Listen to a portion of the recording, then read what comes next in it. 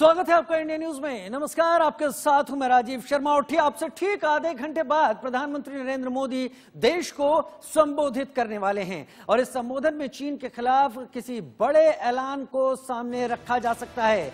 प्रधानमंत्री मोदी ने चीन के खिलाफ अपनी नीति और रणनीति साफ कर दी है कि किसी कीमत पर झुकना नहीं है, किसी कीमत पर भी चीन को अपनी जमीन पर 1 इंच कब्जा नहीं करने देना है। चुशुल में चल रही कमांडर स्तर की बातचीत थोड़ी देर में खत्म हो जाएगी और वहां से जो निकल कर आएगा उसके आधार पर प्रधानमंत्री मोदी आज देश को संबोधित कर सकते हैं। कल शाम को ही चीन के 59 ऐप्स पर पाबंदी लगा दी गई। आज रक्षा मंत्री राजनाथ सिंह ने अमेरिका के रक्षा मंत्री से बातचीत की है। उधर अमेरिका के रक्षा मंत्री ने नेपाल, बांग्लादेश और श्रीलंका की सरकारों से बात की और उन्हें भारत के साथ खड़े रहने को कहा है। दूसरी तरफ फ्रांस के विदेश मंत्री और रक्षा मंत्री की भारत के विदेश मंत्री से बातचीत हुई है। वहीं रूस इस पूरे विवाद पर अब तक चुप है और भारत को 33 फाइटर जेट देने वाला है। जापान के साथ हमारे सैनिकों ने समुद्र में युद्धाभ्यास किया और इजराइल भारत को बराक 8 स्पाइडर सिस्टम देने वाला है। तो साफ है, पूरी दुनिया में चीन अकेला है और अगर वो भारत के आगे अब नहीं झुका तो उसकी हेकड़ी निकलने वाली है और इसी वजह से हर कोई बड़े ऐलान की उम्मीद कर रहा है। प्रधानमंत्री कोई बड़ा ऐलान थोड़ी ही देर में कर सकते हैं। अब से ठीक आधे घंटे बाद, ठीक 28 मिनट से कुछ ज्यादा वक्त है, थोड़ा सा ज्यादा, करीब उसके बाद प्रधानमंत्री नरेंद्र मोदी देश के सामने आएंगे, संबोधन करेंगे, वर्तमान हालात की बात करेंगे, देश को संदेश देंगे कि आज के हालात में सरकार क्या कर रही है, सरकार की मानसिकता और सोच क्या है। और सबसे पहले अब हम आपको समझा देते हैं कि आखिर प्रधानमंत्री मोदी की महारणनीति क्या है और चीन को कैसे प्रधानमंत्री मोदी एक के बाद एक कड़े संदेश दे रहे हैं। तो पहली रणनीति, चीन को चुशुल में बातचीत के लिए बुलाया, संदेश ये दिया कि हम सीमा विवाद हल करने के इच्छुक हैं। LAC पर T-90 भीष्म टैंक की नियुक्ति कर दी, समुद्र में जापान के साथ युद्धाभ्यास किया, संदेश दिया यहां पर चीन के खिलाफ। अमेरिका के रक्षा मंत्री और फ्रांस के विदेश मंत्री और रक्षा मंत्री से बात की। रूस से 33 लड़ाकू विमान का रक्षा सौदा कर लिया। वहीं कल चीन के 59 ऐप्स पर पाबंदी भी लगा दी गई। 7वीं रणनीति आप देखिए, अमेरिका ने भारत के लिए बांग्लादेश, श्रीलंका और नेपाल से बात की है। इजराइल से एंटी मिसाइल सिस्टम स्पाइडर को मंगाया गया है। 9वीं रणनीति, अमेरिका के 3 जंगी जहाज भारत के लिए दक्षिण चीन सागर में तैनात किए गए। तो पहली रणनीति से लेकर ये कुल 10 रणनीति प्रधानमंत्री नरेंद्र मोदी की जो कि महारणनीति है, इसमें कहां, किस स्तर पर, किस तरीके से वैश्विक समीकरणों को साधा जा रहा है और उसके साथ साथ देश की उत्तरी सीमा को सिक्योर करने के लिए क्या उपाय किए जा रहे हैं, वो भी आपके सामने हमने विस्तार से रखा है। रक्षा विशेषज्ञ प्रफुल्ल बख्शी हमारे साथ इस वक्त लाइव ज्यादा जानकारी के साथ जुड़ गए हैं। प्रफुल्ल बख्शी जी, स्वागत है आपका इंडिया न्यूज में। और जिस तरह के हालात हैं, आप भी पिछले कई दिनों से इन तमाम हालात से वाकिफ होंगे। LAC, गलवान और उसके साथ लद्दाख के तमाम इलाकों को ही नहीं, अरुणाचल तक पूरी LAC जितनी है उसके ऊपर भारत अपनी मजबूती से मौजूदगी दर्ज करा रहा है। लेकिन यही काफी नहीं, इसके साथ तमाम देशों के विदेश मंत्री और रक्षा मंत्रियों से भी बातचीत लगातार भारत कर रहा है। इन सब चीजों को देखते हुए आपको क्या लगता है, प्रधानमंत्री का संदेश क्या हो सकता है, किन मुद्दों पर प्रधानमंत्री फोकस कर सकते हैं? तो ये तमाम बातें रहेंगी जो हम प्रफुल्ल बख्शी जी से जानना चाहेंगे। लेकिन अभी अपने दो दर्शकों को बता दें कि करीब 25 मिनट का वक्त अब इस वक्त बचा रह गया है, जब प्रधानमंत्री नरेंद्र मोदी शाम 4 बजे देश के नाम संबोधन देंगे, संदेश देंगे। इस संदेश पर देश की भी निगाहें होंगी, विश्व की भी निगाहें होंगी और साथ साथ चीन की भी इस पर निगाहें होंगी कि भारत के प्रधानमंत्री आखिर क्या संदेश देते हैं। व्यापारिक समीकरणों को देखते हुए प्रधानमंत्री और मोदी सरकार ने कल ही एक संदेश चीन को दिया, उसके 59 ऐप्स बैन कर दिए।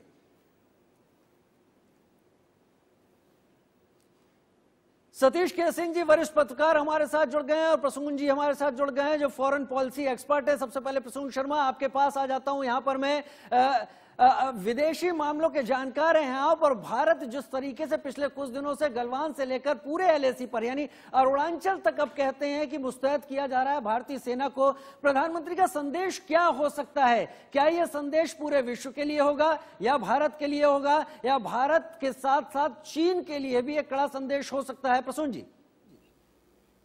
जी, ये संदेश सबसे पहले भारतीयों के लिए होगा और इसमें कुछ मैसेज इंटरनेशनल कम्युनिटी और पड़ोसियों के लिए होगा, खासकर चीन के लिए, क्योंकि ये कई मल्टी फैक्टर्स पे प्रधानमंत्री बोल सकते हैं। जैसे अब हमारा अनलॉक शुरू होने वाला है, उस पे भी, इकोनॉमी में भी, और ये जो बॉर्डर पे कन्वर्सेशंस हो रहे हैं उसके रिलेटेड भी काफी ज्यादा संभावना है कि प्रधानमंत्री टिप्पणी करेंगे और आगे की रणनीति पे भी कुछ मैसेज वो दे सकते हैं। सतीश जी, वरिष्ठ पत्रकार हमारे साथ जुड़े हुए हैं। सतीश जी, चाउ एन लाई का दौर याद आता है जब हिंदी चीनी भाई भाई लगभग दोनों देशों की ही जनता की जुबान पर आ गया था, और उसके बाद क्या हुआ, 62 हमने झेला, और अभी कुछ दिनों पहले तक एक तरीके से एक मैत्री की बयार चल रही थी। प्रधानमंत्री गए थे वहां पर चीन, और चीन से उनके राष्ट्रपति शी जिनपिंग आए, चेन्नई में स्वागत किया गया, एक बहुत ही पारंपरिक वेलकम हुआ। यहां तक कि उससे पहले जब वो आए थे तो अहमदाबाद में स्वागत हुआ था, लेकिन एलएसी पर जो दिखाई पड़ा है, लग रहा है कि 62 एक बार एज इट इज रिपीट हो रहा है। यहां पर क्या संदेश आप एक्सपेक्ट करते हैं प्रधानमंत्री से? आप हमसे सवाल पूछ रहे हैं? जी जी सतीश जी, आपसे। हेलो हेलो सतीश जी, मेरा सवाल आपसे ही है कि 62 में जो स्थितियां थी, करीब करीब उसी तरीके से स्थितियां अभी करवट लेती हुई दिखाई पड़ रही हैं। प्रधानमंत्री नरेंद्र मोदी से किस संदेश की उम्मीद आप करते हैं इस वक्त? मैं ये एक्सपेक्ट करता हूं कि जिस तरह का लगातार विपक्ष की पार्टियां, खासतौर से कांग्रेस, मुख्य तौर से क्या कांग्रेस ने चीन का नाम न लेने पर आपत्ति जाहिर की थी, तो शायद प्रधानमंत्री आज चीन का सीधा सीधा नाम लें और सीधी सीधी चेतावनी और सीधी सीधी धमकियां भी दें। क्योंकि जिस तरह के फैसले लिए जा रहे हैं और चौतरफा फैसले लिए जा रहे हैं, जिसका आपने कई का जिक्र भी किया, तो फिर ये लगता है कि आर पार की स्थिति है कि डिप्लोमेटिक भी होगा, मिलिट्री बातचीत भी होगी, लेकिन जो व्यापारिक ट्रेड और या जो भी रणनीति के फैसले हैं, वो तैनाती की या राफेल मंगाने की या इजराइल से मंगाने की या जापान से करने का ये युद्धाभ्यास, वो सब कुछ साथ चलेगा।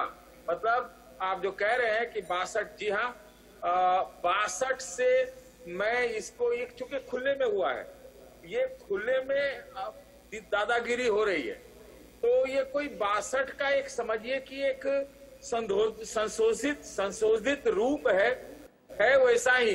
क्योंकि चीन अभी जो है वो 60 के क्लेम पे जा रहा है, 60 का जो अपना सीएल था, उसका लाइन था, उस क्लेम पे जा रहा है, और लगातार हम लोग सब जानते हैं वो बढ़ाते रहता है। इस लाइन को तो तोड़ना ही पड़ेगा, काटना ही पड़ेगा। उस लाइन को तोड़ना पड़ेगा, काटना पड़ेगा। सतीश जी, आप हमारे साथ बने रहे, प्रसून जी आप भी बने रहे। रक्षा विशेषज्ञ प्रफुल्ल बख्शी हमारे साथ जुड़े हुए हैं। प्रफुल्ल जी, अक्सर ग्लोबल टाइम्स एक बात कहता है अपने तमाम पोस्ट में, जब वो अपने तमाम वीडियो शेयर करता है, वो कहता है भारत को 62 भूलना नहीं चाहिए। चलिए, भारत 62 की सबक से भारत कहीं बेहतर 2020 में आ चुका है, लेकिन प्रधानमंत्री के संदेश को आप किस तरह से देखते हैं? क्या यह संदेश ऐसा हो सकता है जिसमें आर पार की जैसी बात नजर आए, या फिर अभी वॉर के, युद्ध के कयास लगाना प्रधानमंत्री के बयानों में कुछ ज्यादा होगा?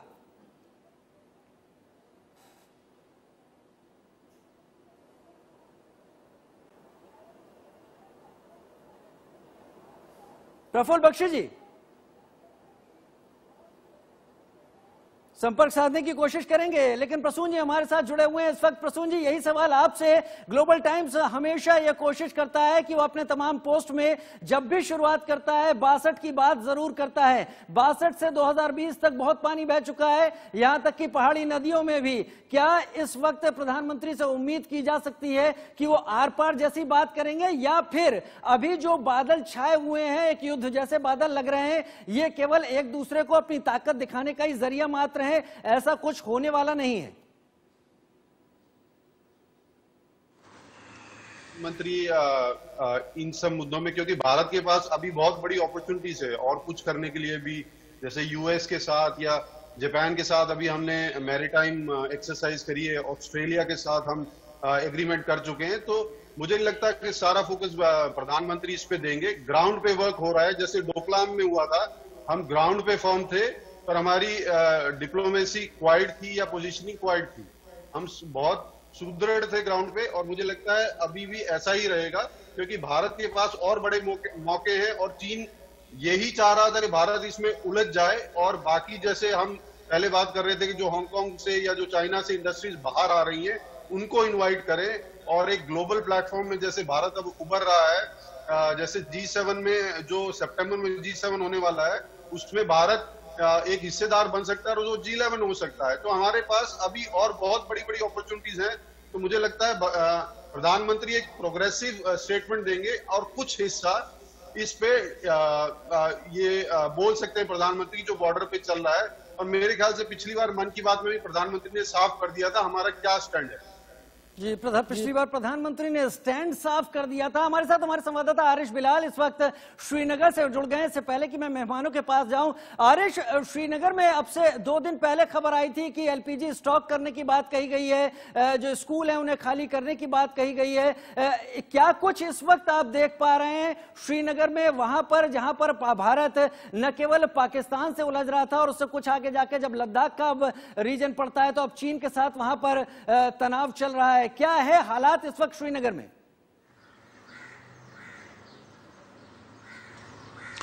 देखिए, अगर आम लोगों की बात करें तो कहीं ना कहीं चिंता है लोगों में, क्योंकि जिस तरह के जो ऑर्डर्स पिछले 2 दिनों में निकले, जैसे एलपीजी स्टॉक करने की बात हुई या स्कूल खाली करने की बात हुई, तो कहीं ना कहीं कल हमने लोगों में देखा कि कुछ इलाकों में पैनिक था, लोग पेट्रोल पंपों की तरफ दौड़ पड़े और उन्होंने अपनी गाड़ियों में पेट्रोल भरना शुरू कर दिया। तो कहीं ना कहीं जैसे मैंने कहा कि लोगों में चिंता है कि कहीं जंग न छिड़ जाए लद्दाख में, क्योंकि इसका सीधा सीधा और पहला असर जो है वो कश्मीर पे पड़ेगा, क्योंकि रास्ता जो है जमीनी रास्ता वो गांदरबल से, श्रीनगर से गांदरबल और सोनमर्ग से होता हुआ जाता है लद्दाख की तरफ। तो कहीं ना कहीं लोगों में ये डर है कि अगर जंग छिड़ जाती है तो कश्मीर सीधे सीधे इसके जो है दबाव में आ जाएगा। लिहाजा एक तरीके का पैनिक है, आरिश बता रहे हैं, एक तरीके का पैनिक वहां लोगों ने महसूस किया। प्रफुल्ल बख्शी जी हमारे साथ इस वक्त जुड़ गए हैं। प्रफुल्ल जी, हम तमाम मेहमानों के साथ इस वक्त जुड़े हुए हैं। हमारे साथ वरिष्ठ पत्रकार सतीश के सिंह है, Prasoon Sharma ji foreign policy expert है, वो भी मौजूद हैं। आपसे यहां पर जानना चाहूंगा कि आखिर चीन ने ये जो कोशिश की है ये किस लिए तनाव हुआ है। खैर, प्रफुल्ल बख्शी जी से एक बार फिर बात करने की कोशिश करेंगे, लेकिन यहां पर ये बड़ी चीज है। सतीश जी, थोड़ा सा अभी ब्रेक पर जाने से पहले थोड़ा वक्त कम है, लेकिन संक्षेप में आप क्या बता पाएंगे कि इसकी जड़ क्या हो सकती है? आखिर चीन को भारत के साथ इस तनाव में उलझने की अभी क्यों उसको आन पड़ी, क्यों उसने इस तनाव को इतना ज्यादा बढ़ाने की कोशिश की है? 2 कारण है। एक तो शायद भारत और अमेरिका की जो नजदीकियां हैं वो बढ़ रही हैं। दूसरा इसी से जुड़ा हुआ है कि चीन अभी दुनिया में सबसे अलग थलग है, एक तरह से उसका बॉयकॉट चल रहा है पूरी दुनिया में। और दूसरा, अब आप एलएसी के आसपास आइए तो एलएसी पे जो भारत की ताकत बड़ी मजबूत हुई है, रोड बना है, वहां पर सारे आपके लड़ाकू जहाज आ सकते हैं। तो जो उसका जो इन्वेस्टमेंट है सीपीईसी में, जो चाइना पाकिस्तान इकोनॉमिक कॉरिडोर है, और सारे इन्वेस्टमेंट उसके अभी दाव पे लग गए हैं। तो वो एक तरह से डराना भी चाहता था, धमकी, एक गिदड़ भभकी देना चाहता था, और वो अपनी ताकत दिखाना भी चाहता था। मुझे लगता है वो गले की फांस बन गई है चीन की। वो अलग थलग था और अलग थलग हो जाएगा, और आप देखिएगा, यकीन मानिए कि अभी बहुत कमजोर होने वाला है चीन। जी, आप सब बने रहे हमारे साथ, हम लगातार बात कर रहे हैं। अब कुछ ही वक्त रह गया है जब प्रधानमंत्री नरेंद्र मोदी देश को संबोधित करेंगे। तमाम मेहमान हमारे साथ बने रहेंगे। वक्त छोटे से ब्रेक का, जल्द हाजिर होते हैं। देर बाद प्रधानमंत्री नरेंद्र मोदी देश को संबोधित करने वाले हैं और सबके कयास हैं कि इस बार प्रधानमंत्री चीन के बारे में बोलेंगे। देश की रणनीति क्या है, आइए हम आपको ग्राफिक्स के जरिए भी दिखा दें कि क्या देश की कौन कौन सी रणनीति हो सकती है। इन तस्वीरों में, इन ग्राफिक्स में समझने की कोशिश कीजिए। मोदी की महारणनीति, पहली रणनीति, चीन को चुशुल में बुलाया बातचीत के लिए, हम शांति से विवाद को खत्म करना चाहते हैं, ये यहां पर संदेश है। साथ ही दूसरी, एलएसी पर T-90 भीष्म को तैनात किया, सेना और एयरफोर्स मुस्तैद, पीछे नहीं हटे तो युद्ध होगा, यानी सीधा सीधा संदेश यहां भी। उसके साथ तीसरी रणनीति है समंदर में जापान के साथ नौसेना का युद्धाभ्यास किया जा रहा है। संदेश ये कि चीन का दुश्मन हमारी ताकत बनेगा यहां पर और उसके साथ रहना होगा। तो साथ में चौथी रणनीति अमेरिका के रक्षा मंत्री और फ्रांस के विदेश मंत्री और रक्षा मंत्री से बात की गई। संदेश चीन के खिलाफ दुनिया के तमाम बड़े देश हमारे साथ हैं। पांचवी रणनीति की बात कर लेते हैं जो आप इस वक्त देख रहे हैं। रूस से 33 लड़ाकू विमानों का सौदा, जिसमें सुखोई भी शामिल है, इसमें मिराज भी शामिल है, जिसमें MiG-29 भी शामिल है। संदेश दे रहा है कि हमारा देश तैयार है और रूस पड़ोसी के साथ नहीं है। छठी रणनीति मोदी की और वो है कि चीन के 59 ऐप पर पाबंदी, यानी बुलेट से पहले वॉलेट पर चोट करने की भारत की तैयारी है। इन ऐप के जरिए इन ऐप पर पाबंदी लगाकर चीन को आर्थिक झटका देना ही होगा अगर वो सबकी आड़ में भारत को चोट पहुंचाने की कोशिश करता है। सातवीं, अमेरिका ने भारत के लिए बांग्लादेश, नेपाल और भूटान तमाम देशों से श्रीलंका से बात की है। एक संदेश कि चीन के बहकावे में ये देश ना आए। ये बातचीत अमेरिका कर रहा है। आठवीं रणनीति की भी बात करेंगे, लेकिन तमाम रणनीति है यहां पर जिन पर हम बात कर रहे हैं। लेकिन जो चीन है उसके पड़ोसी किस तरीके से, चलिए आपको प्लाज्मा पर जाकर दिखाते हैं कि वहां पर उसके तमाम देश उसके साथ किस तरह का व्यवहार कर रहे हैं और किस तरह की उससे तैयारी रखते हैं। ये दुनिया का मैप आप यहां पर देख पा रहे हैं और देखिए यहां पर भारत उस कोने में चला जाता है। दक्षिण कोरिया दुश्मन नंबर 1 चीन का यहां पर है। उसके बाद जापान जिसके साथ द्वीपों का विवाद चीन का चल रहा है। दुश्मन नंबर 2 3 ताइवान है जिसके ऊपर अधिकार जताता है। फिलीपींस है। इंडोनेशिया दुश्मन नंबर 5, मलेशिया साउथ चाइना सी के चलते छठा और वियतनाम जिसको अपना हिस्सा बताता है। देखिए थाईलैंड इसके साथ। तो ये तमाम ये जो 8 देश आते हैं, इन सारों से सबसे विवाद है चीन का। ये सब चीन के खिलाफ एक हथियार की तरह सामने रहेंगे। प्रफुल्ल बख्शी जी हमारे साथ इस वक्त जुड़े हुए और प्रफुल्ल बख्शी जी से भी मैं बात यहां पर पूछ लेता हूं। प्रफुल्ल बख्शी हमारे साथ इस वक्त जुड़े हुए हैं। प्रफुल्ल बख्शी साहब, यहां पर एक खास बात आपसे पूछना चाहूंगा कि अक्सर चीन 62 की बात करता है, अक्सर चीन अपनी 23 लाख फौज की बात करता है। माउंटेन वॉरफेयर में भारत कहां है, किस तरह से जवाब देगा? प्रफुल्ल बख्शी जी, माउंटेन वॉरफेयर की बात करें तो भारत कहां है और किस तरह से जवाब दे सकता है? क्या उम्मीद कर रहे हैं आप प्रधानमंत्री के संबोधन से? क्या है चीन पर सीधा निशाना, सीधा हमला हो सकता है? बिल्कुल, माउंटेन वॉरफेयर में जितनी भारत को बढ़त हासिल है उतनी दुनिया में किसी को नहीं है।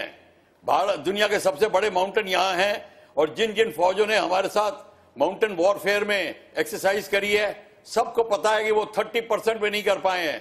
किसी के पास इतने ऊंचे ऊंचे माउंटेन ही नहीं है और जो स्ट्राइक कोर्स हमारे पास है उसकी कैपेबिलिटी है और स्पेशली एयरफोर्स और आर्मी का जो कैपेबिलिटी माउंटेन वॉरफेयर में है, आपने कारगिल में उसका नमूना देखा, सियाचिन में उसका नमूना देखा। आपको पता है ये माउंटेन वॉरफेयर अगर की बात होती है तो भारत सबको सिखा सकता है। तो मोदी साहब ने जो बोला है वह एब्सोल्युटली ठीक बोला है। अगर माउंटेन वॉरफेयर की बात आती है तो हमारी सानी कोई नहीं रखता। इसलिए चीन को यही खतरा हो रहा है और इसीलिए चीन रंजिश में है कि आगे क्या करे और मीटिंग के बाद मीटिंग की मांग करेगा। चलिए इस बात का इंतजार रहेगा कि प्रधानमंत्री नरेंद्र मोदी क्या बोलते हैं, लेकिन आप सब हमारे साथ बने रहें। वक्त तो चला है छोटी सी हेडलाइंस का, उसके बाद प्रधानमंत्री का संबोधन।